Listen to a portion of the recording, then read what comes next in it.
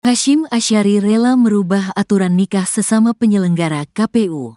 Dalam sidang putusan perkara etik atas tindak asusila Ketua Komisi Pemilihan Umum KPU, Hasyim Asyari, Dewan Kehormatan Penyelenggara Pemilu DKPP, menyebutkan Hasyim sejak awal sudah mengincar korban yang merupakan seorang panitia pemilihan luar negeri, PPLN, Chat.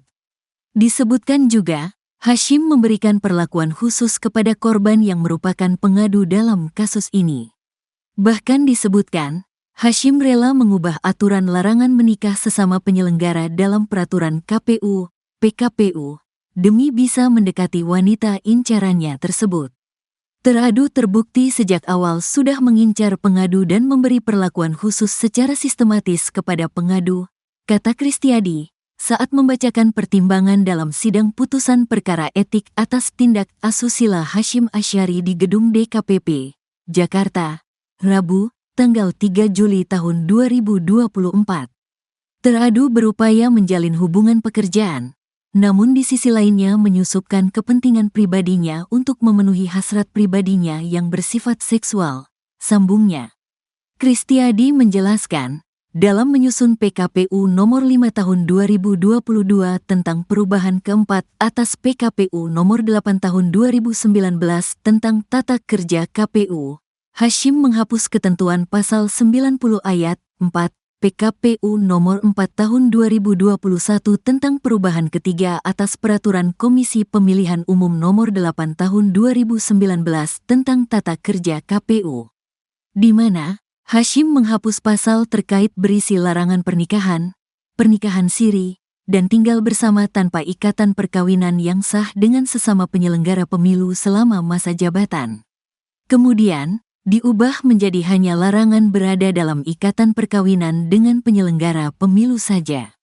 Dalam putusan sidang etik, DKPP diketahui memecat Hasyim dari jabatannya karena terbukti melanggar etik penyelenggara pemilu.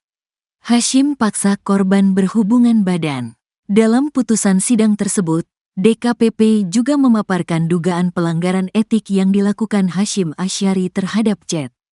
Di antaranya, disebutkan bahwa Hasyim memaksa Chat melakukan hubungan badan di sebuah hotel di Den Haag, Belanda saat kunjungan Oktober tahun 2023 atau masa tahapan pemilu 2024.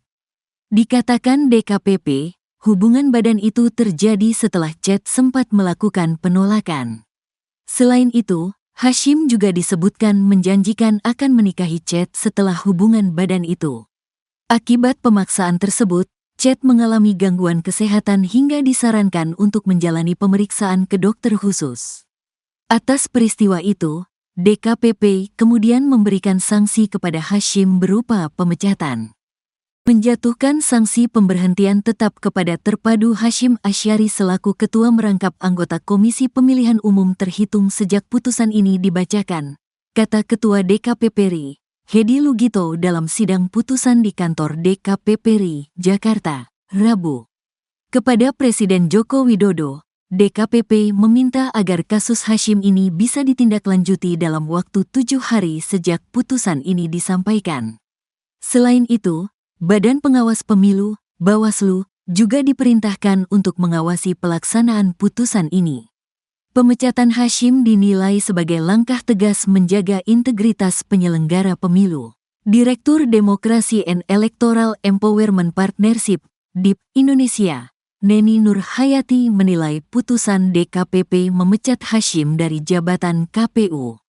Putusan DKPP itu dianggap sebagai langkah tegas dan progresif untuk menjaga integritas penyelenggara pemilu. Apalagi, kasus yang menjerat Hasyim ini berkaitan dengan tindakan asusila. Ini langkah tegas dan progresif yang dilakukan oleh DKPP untuk menjaga integritas pemilu. Apalagi ini berkaitan dengan tindakan asusila yang sangat merugikan bagi korban dan mencederai institusi penyelenggara pemilu, kata Neni kepada tribunnews.com, Rabu. Neni mengatakan, putusan DKPP ini bisa menjadi pengingat bagi penyelenggara pemilu lainnya pada semua label, khususnya KPU agar tidak main-main dengan integritas pemilu. Mengingat, KPU selama ini menjadi aktor penting dalam pelaksanaan pemilu dan pemilihan.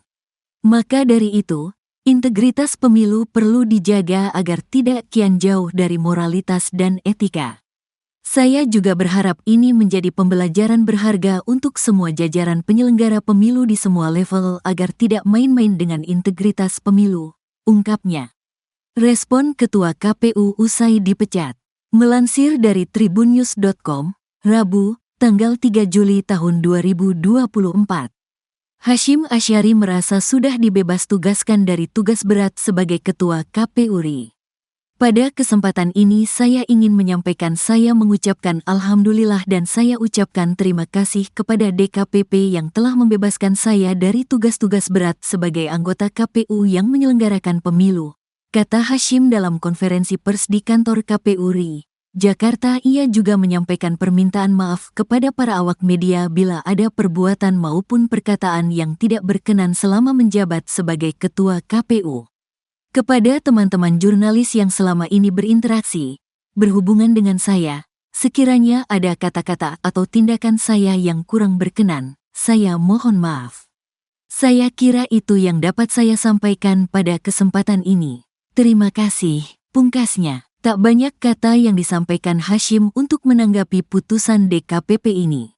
Seusai menyampaikan pernyataannya, Hasyim langsung berlalu meninggalkan awak media. Sudah diperingatkan DKPP. Sebelumnya, DKPP sudah pernah memberikan sanksi teguran hingga peringatan keras terhadap beberapa pelanggaran yang terbukti dilakukan Ketua KPU RI tersebut. Dilansir dari kompas.com, tanggal 3 Juli tahun 2024, hampir setiap bulan DKPP memberikan sanksi atas pelanggaran yang telah dilakukan oleh Hasyim dan juga para komisioner lainnya. Dalam kasus pelanggaran etik kali ini, Hasyim diduga menggunakan relasi kuasanya untuk mendekati, membina hubungan romantis, dan berbuat asusila terhadap pengadu. Hal tersebut Hasyim lakukan dengan menggunakan fasilitas jabatannya sebagai Ketua KPU RI. Cerita pertama kali ketemu itu di Agustus tahun 2023, itu sebenarnya juga dalam konteks kunjungan dinas. Itu pertama kali bertemu, hingga terakhir kali peristiwa terjadi di bulan Maret tahun 2024, kata kuasa hukum korban sekaligus pengadu, Maria Dianita Prosperiani, saat mengadu ke DKPP, tanggal 18 April tahun 2024. Keduanya juga disebut pernah beberapa kali bertemu, baik saat Hasyim melakukan kunjungan dinas ke Eropa, atau saat korban melakukan kunjungan dinas ke Indonesia. Selain itu, kuasa hukum lainnya, Aristo Pangaribuan menyebutkan, Hasyim memiliki upaya aktif yang dilakukan secara terus-menerus untuk menjangkau korban atau pengadu, meski keduanya terpisah jarak. Meski demikian, menurut Aristo tidak ada intimidasi atau ancaman dalam dugaan pemanfaatan relasi kuasa yang dilakukan oleh Ketua KPU RI tersebut. Di sisi lain, pengacara enggan menyampaikan secara tegas apakah perbuatan asusila yang dilakukan Hasyim tersebut juga mencakup pelecehan seksual atau tidak. Sebelumnya, Ketua Komisi Pemilihan Umum, KPU, RI Hasyim Asyari membantah seluruh pokok aduan yang disampaikan dalam sidang dugaan pelanggaran kode etik, dugaan asusila terkait perayuan terhadap anggota Panitia Pemilihan Luar Negeri, PPLN. Diketahui, sidang tersebut dilakukan secara tertutup dan berjalan kurang lebih 8 jam sejak pagi hingga sore hari. Semua hal yang menjadi pokok perkara yang diadukan oleh pengadu maupun melalui kuasa hukumnya sudah saya jawab semua. Dan kemudian pada intinya apa yang dituduhkan atau apa yang dijadikan dalil aduan kepada saya bantah semua, kata Hasyim di kantor DKPP Jalan Abdul Muiz No. 2-4, Kelurahan Petojo Selatan, Kecamatan Gambir, Kota Jakarta Pusat, Rabu, tanggal 22 Mei tahun 2024. Saya nyatakan pokok-pokok perkara yang pernah disampaikan melalui media itu semuanya saya bantah di dalam persidangan, lanjutnya. Lebih lanjut, Hasyim mengatakan selama ini bungkam karena menghormati permintaan pengadu agar sidang dilakukan tertutup. Namun kata Hasyim, kuasa hukum pengadu justru membuka pokok aduan di muka publik. Kuasa hukumnya tetap bicara ke publik kan tentang apa saja yang jadi pokok-pokok aduan. Padahal dia sendiri ngomong pengadu mintanya sidang tertutup, tapi topiknya pokok aduannya dibuka ke publik oleh kuasa hukumnya. Itu yang saya bantah, ujarnya. Saya terus terang saja merasa dirugikan. Karena apa? Hal-hal itu kan belum kejadian untuk dijadikan bahan aduan di DKPP, artinya persidangannya belum ada, imbuhnya.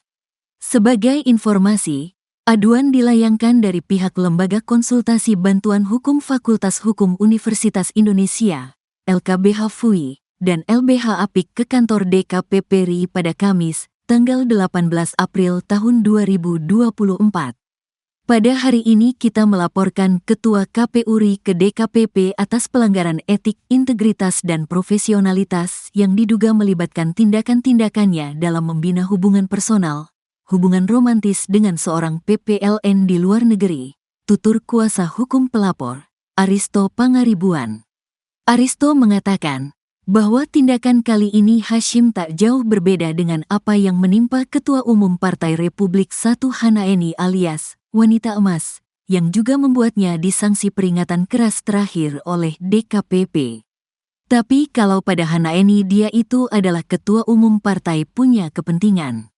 Ini klien kami seorang perempuan petugas PPLN, dia tidak punya kepentingan apapun.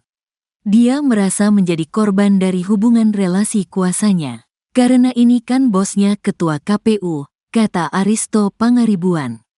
Kemudian ia menyebut, dalam keadaan keduanya terpisah jarak, terdapat upaya aktif dari Hasyim secara terus-menerus untuk menjangkau korban. Menurut Aristo, Hasyim diduga melakukan tindakan asusila kepada korban selama proses pemilu, yakni sejak bulan Agustus tahun 2023 hingga Maret tahun 2024.